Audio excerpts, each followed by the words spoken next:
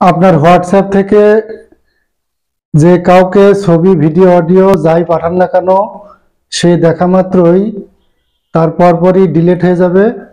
চলুন যাই দেখি সেই প্রসেসটাকে। এরকম সুন্দর সুন্দর আরো ভিডিও পেতে আইডিটাকে ফলো দিয়ে রাখুন এবং লাইক, কমেন্ট, শেয়ার করতে যেন ভুলবেন না।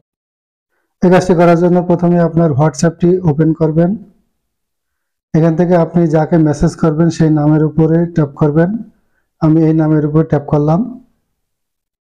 এখান থেকে আপনি ক্যামেরা আইকনে ট্যাপ করবেন। এখান থেকে গ্যালারিতে যেয়ে যে পিকচারটি আপনি সেন্ড করবেন সেটাকে সিলেক্ট করবেন।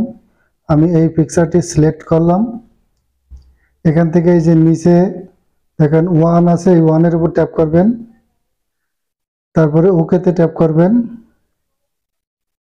এবং অ্যারো চিহ্নতে ট্যাপ করলেই আপনার পিকচারটি সেন্ড হয়ে যাবে এবং যাকে সেন্ড করবেন সে দেখা মাত্রই পিকচারটি ডিলিট হয়ে যাবে।